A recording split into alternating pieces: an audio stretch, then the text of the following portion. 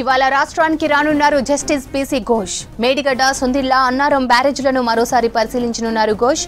ఇప్పటికే ఢిల్లీ నుంచి CS MRS సంస్థ నిపుణులు వచ్చారు. కుంగిన పిల్లర్ల దగ్గర టెస్టులు కొనసాగుతున్నాయి. నిన్న 7వ బ్లాక్ దగ్గర ఇసుక నమూనాలను సేకరించారు నిపుణులు. వారం రోజుల పాటు టెస్టులు చేయనున్నారు నిపుణులు.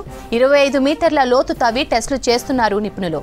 ఇక మరోవైపు ఎన్డీఎస్ఏ సూచనల మేరకు మరమ్మతులు ప్రారంభించారు అధికారులు. అయినా వర్షాకాలంలోపు మరమ్మతులు పూర్తి కావడం కష్టమే అంటున్నారు నిపుణులు. ఇవాళ రాష్ట్రానికి రానున్నారు జస్టిస్ పీసీ ఘోష్. మేడిగడ్డ, సుందిళ్ల, అన్నారం బ్యారేజ్లను మరోసారి పరిశీలించనున్నారు. ఇప్పటికే ఢిల్లీ నుంచి సిఎస్ ఎంఆర్ఎస్ సంస్థ నిపుణులు వచ్చారు. కుంగిన పిల్లర్ల దగ్గర టెస్టులు కొనసాగుతున్నాయి. నిన్న 7వ బ్లాక్ దగ్గర ఇసుక నమూనాలను సేకరించారు నిపుణులు. వారం రోజుల పాటు టెస్టులు చేయనున్నారు. 25 మీటర్ల లోతు తవ్వి టెస్టులు చేస్తున్నారు. మరోవైపు ఎన్డీఎస్ఏ సూచనల మేరకు మరమ్మతులు ప్రారంభించారు అధికారులు.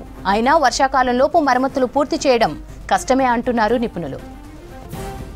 ఇక రేపు మేడిగడ్డ పర్యటనకు వెళ్లనున్నారు ఇరిగేషన్ శాఖ మంత్రి ఉత్తమ్ కుమార్ రెడ్డి. ఎన్డీఎస్ఏ సూచనల మేరకు మేడిగడ్డ, అన్నారం, సుందిళ్ల బ్యారేజ్లను పరిశీలించనుంది మంత్రి టీం. ఎన్డీఎస్ఏ సూచనలతో రిపేర్లను చూడనున్నారు. మంత్రితో పాటు ఎల్ఎన్టీ, నవయుగ సంస్థల ప్రతినిధులు అటెండ్ కానున్నారు.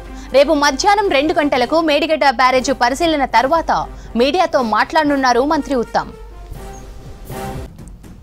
రేపు మేడిగడ్డ పర్యటనకు వెళ్లనున్నారు ఇరిగేషన్ శాఖ మంత్రి ఉత్తమ్ కుమార్ రెడ్డి. ఎన్డీఎస్ఏ సూచనల మేరకు మేడిగడ్డ, అన్నారం, సుందిళ్ల బ్యారేజ్లను పరిశీలించనుంది మంత్రి టీం. ఎన్డీఎస్ఏ సూచనలతో జరుగుతున్న రిపేర్లను చూడనున్నారు. మంత్రితో పాటు ఎల్ఎన్టీ, నవయుగ సంస్థల ప్రతినిధులు అటెండ్ కానున్నారు. రేపు మధ్యాహ్నం 2 గంటలకు మేడిగడ్డ బ్యారేజ్ పరిశీలన తరువాత మీడియాతో మాట్లాడనున్నారు మంత్రి ఉత్తమ్. రేపు మేడిగడ్డ పర్యటనకు వెళ్లనున్నారు ఇరిగేషన్ శాఖ మంత్రి ఉత్తమ్ కుమార్ రెడ్డి. ఎన్డీఎస్ఏ సూచనల మేరకు మేడిగడ్డ, అన్నారం, సుందిళ్ల బ్యారేజ్లను పరిశీలించనుంది మంత్రి టీం. ఎన్డీఎస్ఏ సూచనలతో జరుగుతున్న రిపేర్లను చూడనున్నారు. మంత్రితో పాటు ఎల్ఎన్టీ, నవయుగ సంస్థల ప్రతినిధులు అటెండ్ కానున్నారు. రేపు మధ్యాహ్నం 2 గంటలకు మేడిగడ్డ బ్యారేజ్ పరిశీలన తరువాత మీడియాతో మాట్లాడనున్నారు మంత్రి ఉత్తమ్. ఇక దీనికి సంబంధించి మరిన్ని అప్డేట్స్ యాదగిరి అందిస్తారు. Yadagiri, PC Ghosh tour updates ఏంటి? శ్రవంతి, ఇవాళ మధ్యాహ్నం తర్వాత ఏదైతే కాళేశ్వరం సంబంధించి జ్యుడిషియల్ విచారణ కమిటీ నియమించారో దానికి సంబంధించినటువంటి కమిటీ చైర్మన్ ఇవాళ మధ్యాహ్నం తర్వాత పీసీ ఘోష్ మూడోసారి హైదరాబాద్కు రాబోతున్నారు. ఇప్పటికే 2 సార్లు హైదరాబాద్ వచ్చారు. ఆ సంబంధిత శాఖలకు సంబంధించినటువంటి అధికారులతో సమావేశాలు నిర్వహించారు. ఈ మేడిగడ్డ, అన్నారం, సుందిళ్ల ఈ 3 బ్యారేజీలకు సంబంధించిన ఇప్పటివరకు ఉన్నటువంటి రిపోర్ట్స్ ఏమేమి ఉన్నాయి, అధికారులు ఏం చెప్పారు, ప్రభుత్వం ఏం చెప్తుంది వాస్తవానికి. సో దీని మీద ఆల్రెడీ అధికారులతో సమావేశం నిర్వహించి అక్కడ ఏం జరుగుతుందనే దానిపైన విషయాలు తెలుసుకున్నారు. ఆ తర్వాత రెండోసారి వచ్చినప్పుడు మేడిగడ్డను సందర్శించారు. డైరెక్ట్గా అక్కడ సందర్శించి అక్కడ ఉన్నటువంటి సిచ్యువేషన్ ఏంటి, ఇప్పటికే కొన్ని పిల్లర్స్ కుంగిపోయాయి కాబట్టి ఆ కుంగిన పిల్లర్ల పరిస్థితి ఏంటి, ఇక మిగతా అన్నారం, సుందిళ్ల ఈ 2 బ్యారేజీలకు సంబంధించి వాటర్ లీకేజ్ అవుతుంది, ఆ లీకేజ్కి సంబంధించినటువంటి సిచ్యువేషన్ ఎట్లా ఉంది అనే దానిపైన డైరెక్ట్గా అక్కడికి వెళ్ళి తెలుసుకున్నారు.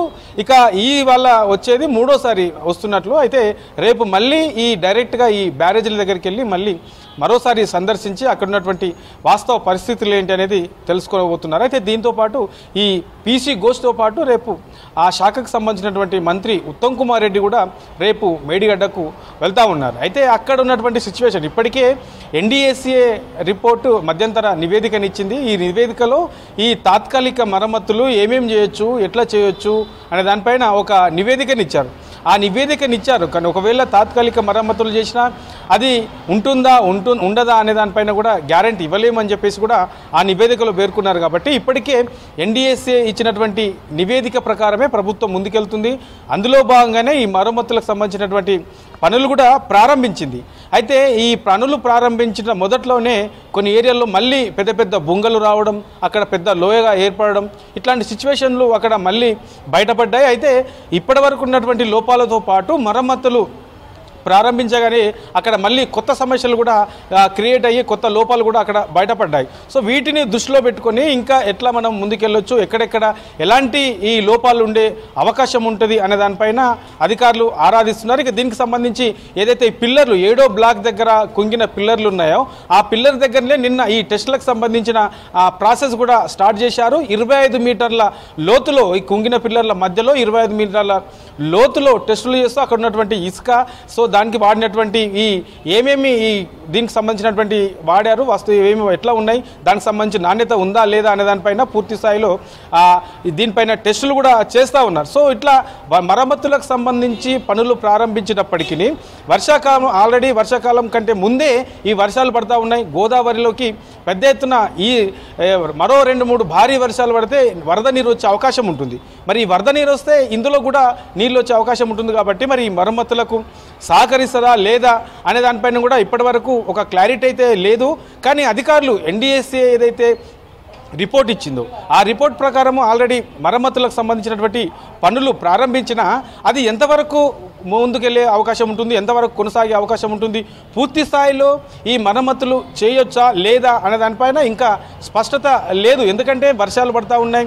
గత ప్రభుత్వ హయాంలో ఈ లోపాలు అనేవి ఒక్కొక్కటి అక్కడ ఏం జరిగింది అనేది ఒక్కొక్కటి బయటపడుతున్నాయి. గత ప్రభుత్వ హయాంలో ఏ ఒక్క లోపం కూడా బయటికి రాకుండా వాటిని దాచారు. కాంగ్రెస్ అధికారంలోకి వచ్చిన తర్వాత అక్కడ ఉన్నటువంటి లోపాలను మొత్తం బయటపెట్టింది. కాబట్టి అక్కడ ఈ మరమ్మతులు స్టార్ట్ చేయగానే మళ్ళీ అందులో ఉన్న లోపాల కంటే ఇంకెక్కువగా బయటపడుతున్నాయి. కాబట్టి వీటిని అన్నిటి కూడా ఏం చేయాలి ఏంటి అనే దానిపైన కూడా చర్చిస్తున్నారు అధికారులు. దీనికి సంబంధించి నిపుణుల కమిటీ కూడా దీని మీద ఒక స్పష్టత ఇవ్వలేని సిచ్యువేషన్ ఉంది. ఎందుకంటే వర్షాలు పడతా ఉన్నాయి, మరమ్మతులు ఒక పక్క మరమ్మతులు స్టార్ట్ చేశారు, ఆ మరమ్మతులు పూర్తి స్థాయిలో ముందుకెళ్లే సిచ్యువేషన్ కూడా కనబడతలేదు. సో ఇవన్నీ దృష్టిలో పెట్టుకొని రేపు మళ్ళీ ఏదైతే ఈ కాళేశ్వరం మీద జ్యుడిషియల్ కమిషన్ వేశారో జ్యుడిషియల్ కమిషన్ సంబంధించినటువంటి చైర్మన్ రేపు అవుతున్నారు. ఆ శాఖకు సంబంధించినటువంటి మంత్రి కూడా రేపు వెళ్తా ఉన్నారు. సో ఈ మరమ్మతులకు సంబంధించి పూర్తి స్థాయిలో మళ్ళీ డైరెక్ట్గా అక్కడ సందర్శించి అక్కడ ఎట్లా ఉన్నది, సిచ్యువేషన్ ఎట్లా ఉంది, మేడిగడ్డలో ఉన్నటువంటి పిల్లర్ల పరిస్థితి ఏంటి, ఆ కుంగిన పిల్లర్ల దగ్గర మళ్ళీ ఇప్పటికే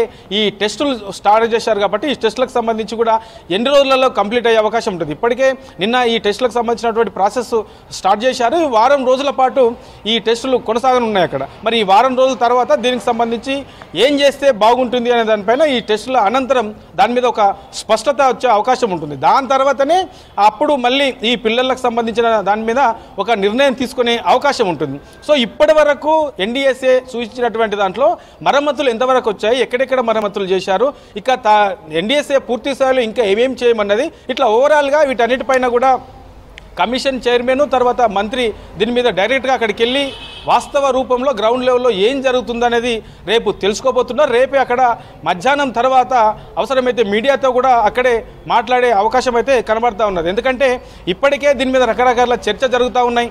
మరమ్మతులు ఒక ప్రభుత్వం మరమ్మతులకు సంబంధించి పనులు ప్రారంభించింది. మరి ఏం జరుగుతుంది, ఏంటి వాస్తవ పరిస్థితులు ఏమున్నాయి, ఎట్లా ముందుకెళ్తుంది, గవర్నమెంట్ ఏం చేయబోతుంది దానిపైన రేపు దీనిపైన ఒక స్పష్టత వచ్చే అవకాశం అయితే ఉంటుంది.